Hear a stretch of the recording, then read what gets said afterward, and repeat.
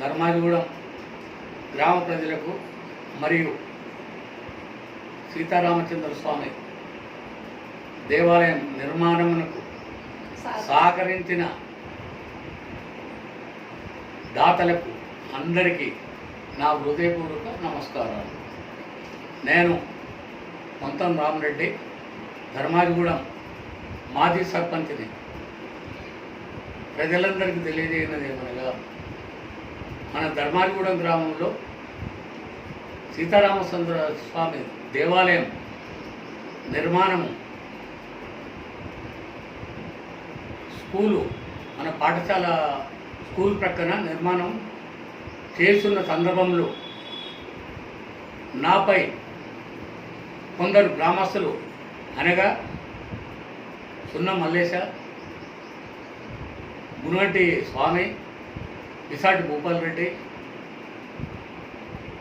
జక్కల శ్రీశైలం మరియు ఇతరులు నేను గుడి యొక్క స్థలము 128 గజాలు ఆక్రమించినానని పై అధికారులకు అనగా డిపిఓ గారికి, కలెక్టర్ గారికి, విద్యాశాఖ అధికారికి ఫిర్యాదులు చేసినారు. ఇట్టి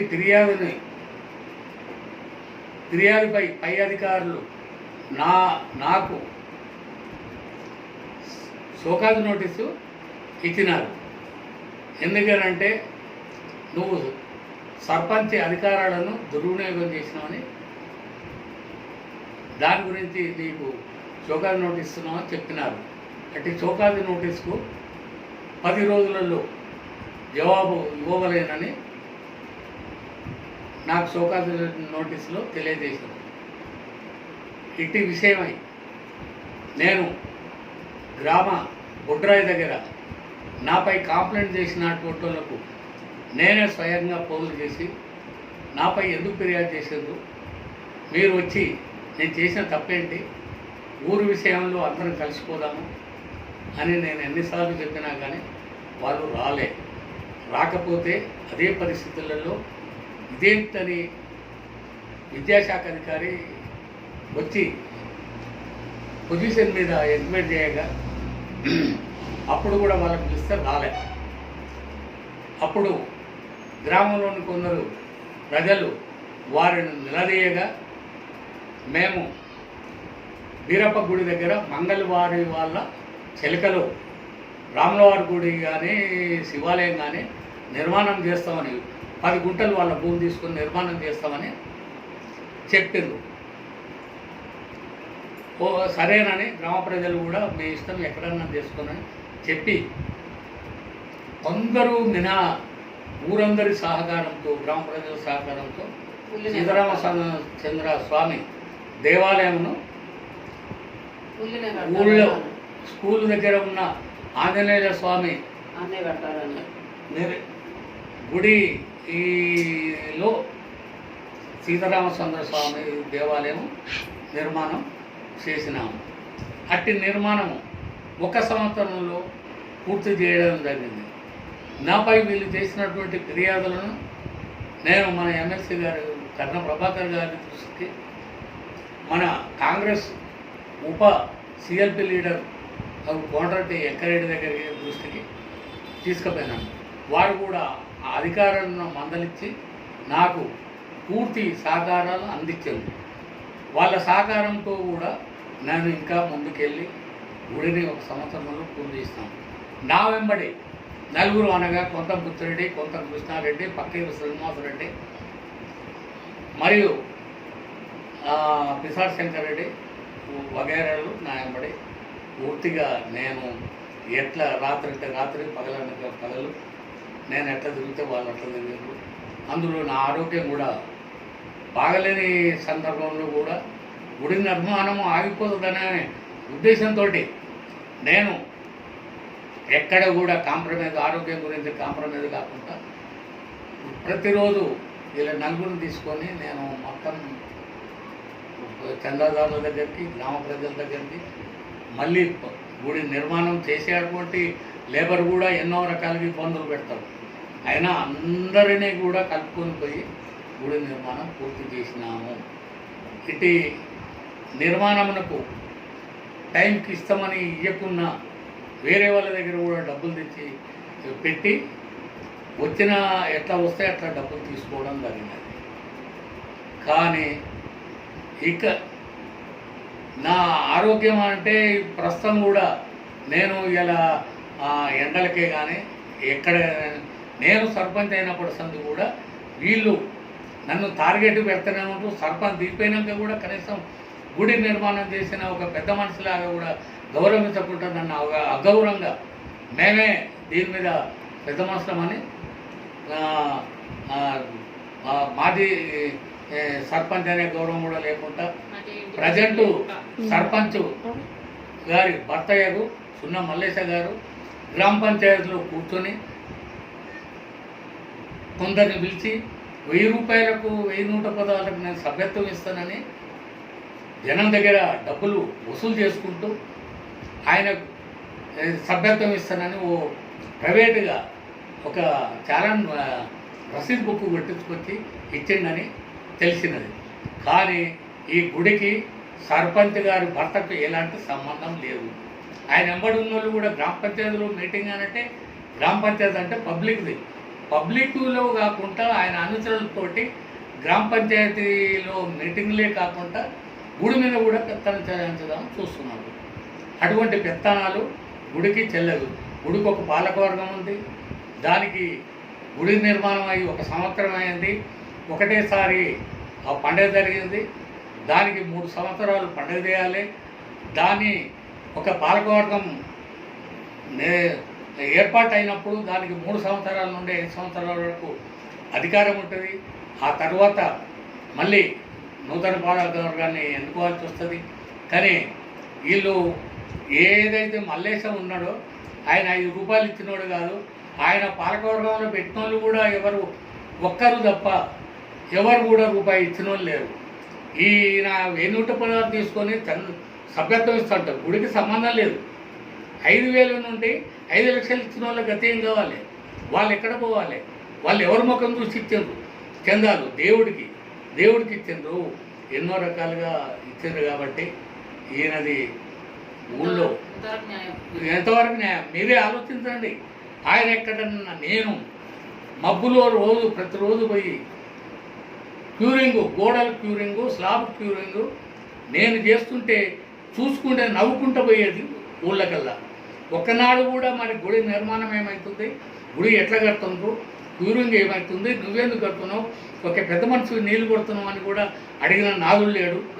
నేను కాకుండా నా వెంబడున్న 4 సభ్యులు మరియు కొంత పద్మ గారు కూడా నేను నీళ్లు కొట్టేది చూసి ఇబ్బంది పడి కొట్టేది.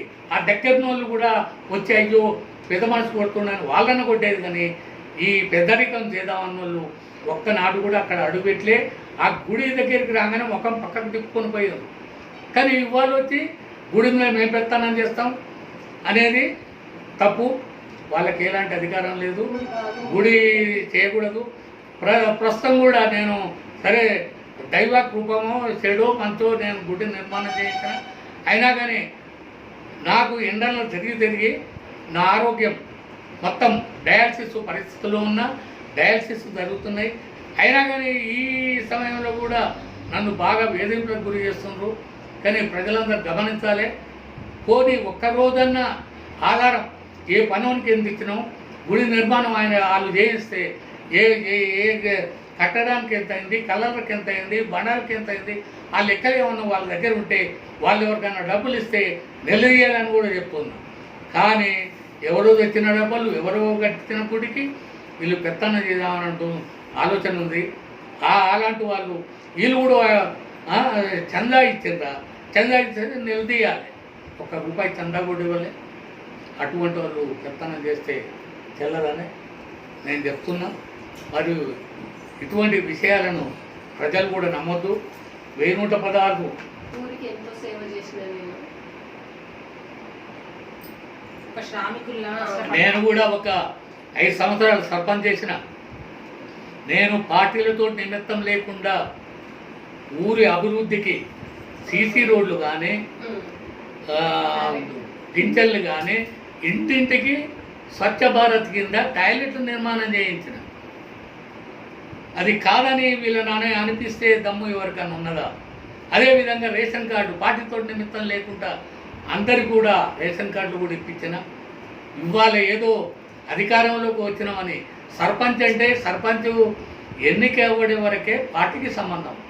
కానీ సర్పంచ్ కాగానే కూడా పార్టీ లేదు అంటే సర్పంచ్ పబ్లిక్ మనిషి, ప్రజాసేవకుడు, ప్రజలందరికీ సర్పంచే. ఏ ఒక్క పార్టీకి కాదు, ఏ ఒక్కరికి కాదు, ప్రజలందరికీ సేవలు అందించాలి. ప్రజలందరినీ కూడా సమభావంతో చూడాలి. ఏదో అందరూ చేస్తారు. భార్య సర్పంచ్ అయితే భర్తలు కూడా ఓ పద్ధతిగా ఉండాలి. కానీ ఏదో ఊరి మీద ఎవరినో టార్గెట్ చేసి ఎవరినో చేయకూడదని నన్ను ఇబ్బందులకు గురి చేసిన వాళ్ళకు తెలియజేస్తూ, ఇది పద్ధతి కాదు. ఇవాళ 5 ఏళ్ళు అయితే నువ్వు కూడా పోతావు, నీ తర్వాత ఇంకోటి వస్తాడు. వచ్చిన వాళ్ళు అట్లయితే నేను చెప్పిన 5 సంవత్సరాలు నా ఊళ్ళకి వెళ్ళి ఒక పోలీస్ కేసు కూడా రాదని పోలీస్ స్టేషన్లో కూడా రికార్డు ఉన్నాం, ఏ ఆఫీసులో రికార్డు ఉన్నాం, అందరి దగ్గర కూడా చాలా బాగున్నాం. అదే పేరు మీరు కూడా కొనసాగించాలని మిమ్మల్ని కూడా కోరుతూ మీరు కూడా గుడిలోకి అందరం పోవచ్చు, అందరూ రావచ్చు. గుడి అంటే పబ్లిక్ది. నేను కట్టించినా, నువ్వు కట్టించినా, ఎవరు కట్టించినా పబ్లిక్ది. దాని మీద పెత్తనం చేసేది మాత్రం ధర్మం కాదు. దాని మీద రాజకీయాలు ఉద్దకండి. మనకు జనమంతా సమానమే. ఇవాళ స్వాస్థ్యంగా నీది కాదు.